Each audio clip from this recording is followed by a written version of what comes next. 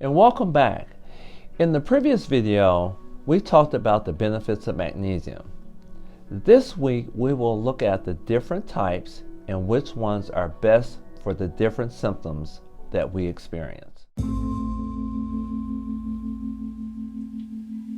When it comes to magnesium supplementation, by far the most common questions I get from patients is what type should I take, and how much should I take, and when should I take it? Also, my most mindful patients ask if they should be concerned with taking magnesium supplements with other medications like heart meds or blood thinners. Well, you should always consult your healthcare provider, but in general, there are no concerns or problems with magnesium with regards to these medical conditions. There are 7 types of magnesium supplements that I want to focus on and discuss the differences between them. There are more than 7 types out there, of course, but these are the main ones that I think are worth mentioning. The first is Magnesium Glycinate.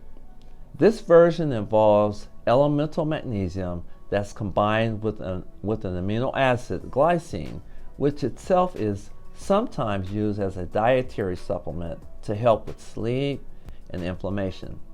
So this combination is able to be efficiently absorbed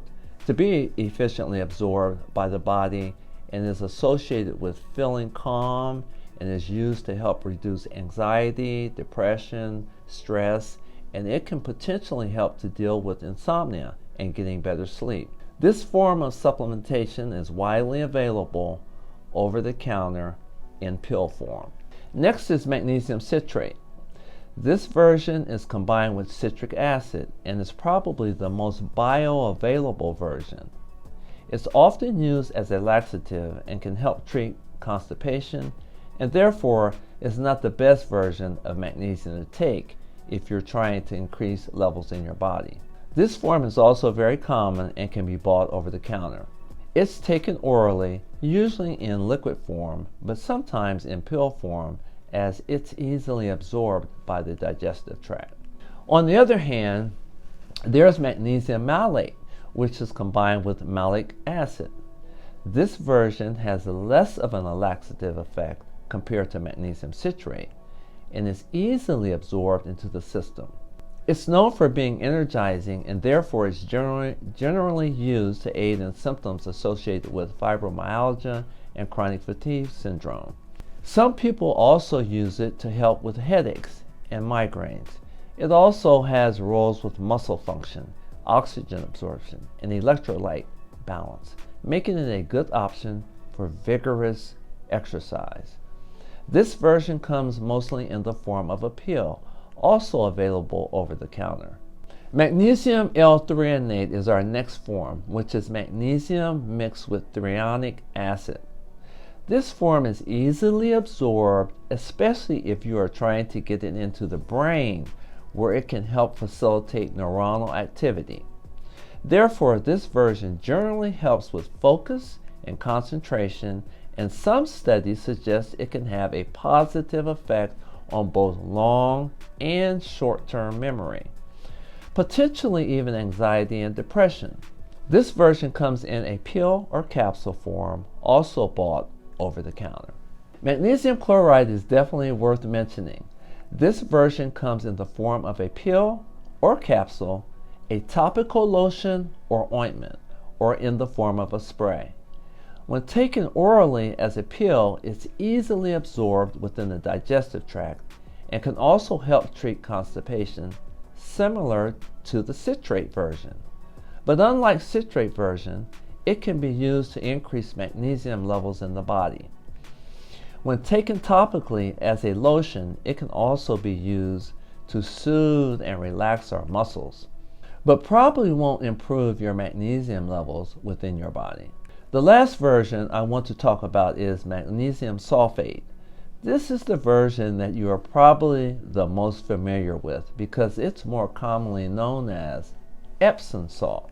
Believe it or not, Epsom salt isn't actually salt, it's magnesium sulfate, which is a combination of magnesium, sulfur, and oxygen.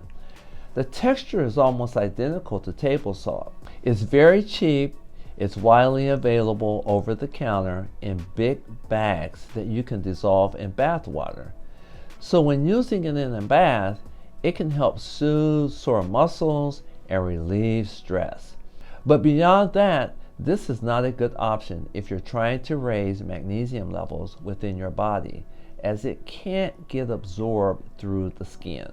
One version of magnesium that I would not recommend is magnesium oxide. This version is often found in a number of low-quality, over-the-counter supplements because it's a cheaper version. In fact, if you go to CVS, Walgreens, Kroger's, all the stores, grocery stores, and if you check the type of magnesium, you'll find that it's magnesium oxide. And again, this is really not the best version. The problem is that it doesn't get absorbed into your system very well and does a poor job of actually raising magnesium levels. Remember, the best way to increase magnesium levels in your body starts with diet. If you're interested in learning which foods are high in magnesium, or if you're interested in learning how magnesium functions in the body, watch our previous video, link in the description below. As usual, you should always talk to and work with your healthcare provider before you consider taking any kind of supplements. But that's a general overview of magnesium, and hopefully it gives you some useful information about magnesium. Let us know if you have any comments or questions in the comments below. Hit that like button and subscribe to this channel so you can follow along and learn more about staying healthy. Thanks, and we'll see you next week.